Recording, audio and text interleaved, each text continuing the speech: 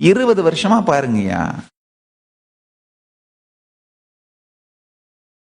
நம்மளை அடிச்சு பழகாத ஆளே இல்ல.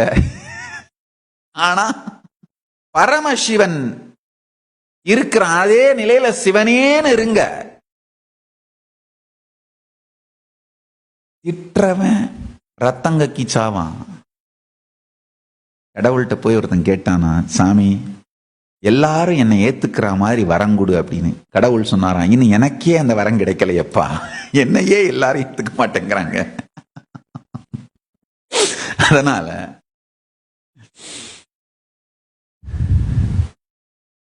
யார் யாரெல்லாம் நம்மளை பத்தி என்ன நினைக்கிறாங்களோன்னு நாம் பயந்துட்டு இருக்கோமோ, அவங்க எல்லாம் ரகசியமா சீக்கிரட்டா மனசுக்குள்ள நாம அவங்கள பத்தி என்ன நினைக்கிறோமோன்னு பயந்துட்டு இருக்காங்க ஐயா.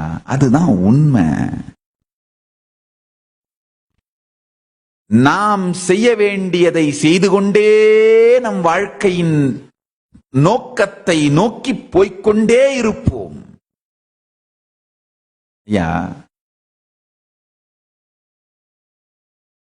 யாராவது ஏதாவது அவதூறு பண்ணா, துக்கம் கொடுக்க முயற்சி பண்ணா, சூடு சொரண வேகத்தை வெடிச்சாலும் அது கர்ம சக்கரத்தை உருவாக்கிக்கிட்டே போயிட்டு இருக்கும்.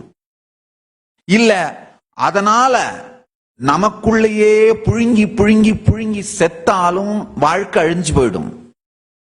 சூடு இருந்தா வெடிப்பீங்க, சொரணை இருந்தா புழுங்கி புழுங்கி குற்ற உணர்ச்சியில செத்துருவீங்க. ரெண்டுமே தப்பு. இந்த நோ சூடு நோ சொரணைங்கிறது மிகப்பெரிய வேதாந்த சத்தியம்ங்கய்யா. மொத்த ஆன்மீகத்தோட சாரம் இந்த நோ சூடு நோ சொரணை. சூடு யாராவது வெளி உலகத்துல இருந்து உங்களை தாக்கும் பொழுது கொந்தளிச்சு வெடிக்க வைக்கிறது. சொரண குற்ற உணர்ச்சியில நொந்து நொந்து நொந்து சாக வைக்கிறது. ரெண்டுமே தப்பு, வேஸ்ட். பரமசிவன் இருக்கிற அதே நிலையில சிவனேன்னு இருங்க. திற்றவன் ரத்தங்கக்கி சாவான். நீங்க நிம்மதியா இருக்கலாம். பரமசிவன் மாதிரி இருக்கிறது தான் அவதூறு பண்றவனுங்களுக்கு எல்லாம் மிகப்பெரிய பனிஷ்மெண்ட். நீங்க பாட்டுக்கு உங்களுடைய திருப்பணி, யாருக்கும் கெடுதி செய்யாதீர்கள், யாருக்கும் துக்கம் கொடுக்காதீர்கள்.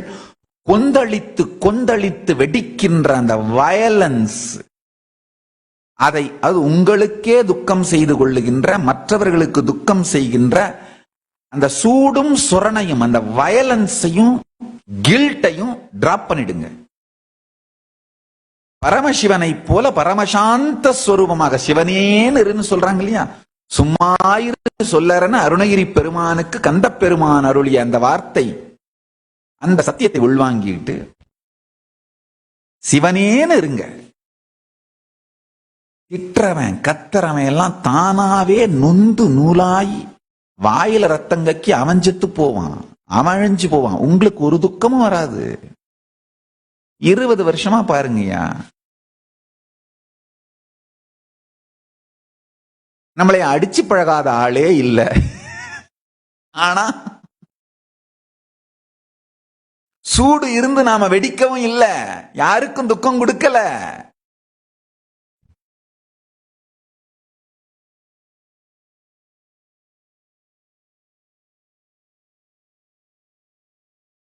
யாரையும் சபிக்கல, யாரும் அழிஞ்சு போவாங்கன்னு சொல்லல.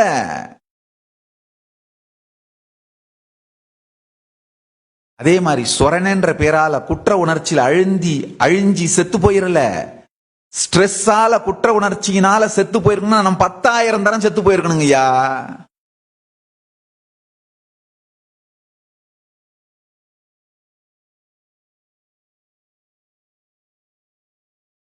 சூட்டினால் வெடித்து அடுத்தவர்களுக்கு துக்கம் கொடுக்கவும் போகவில்லை, சொரணையினால் நொந்து என்னையே நான் அழித்துக் கொள்ளவும் இல்லை. பரமசிவ பரம்பொருளின் பேரருளால், காலபைரவன் பெரும் பாதுகாப்பினால்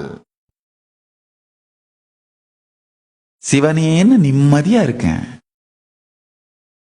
இற்றவெல்லாம் தானா வாயில ரத்தம் வந்து தானா அழிஞ்சு போறானே தவிர நமக்கு அதனால ஒரு பிரச்சனையும் இல்லப்பா. சொன்ன இல்லையா, இவன் வாயில பிளட் வந்திங், கேட்கிறவங்க அதுல ஒண்ணுமே இல்ல. கேட்கிறவங்க அதுல இன்னமும் அழகா சுந்தர வடம் தாங்கி ருத்ராட்சம், தங்கத்தால் கோர்த்த ருத்ராட்சமான சுந்தர வடம் தாங்கி நிம்மதியா சிவனேன்னு இருக்கேன்.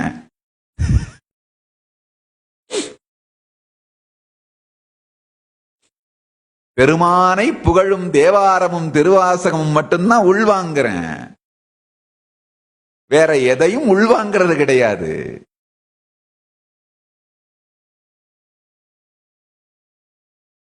இந்த நோ சூடு நோ சொரணைங்கிறது மிகப்பெரிய வேதாந்த சித்தாந்த சத்தியம்.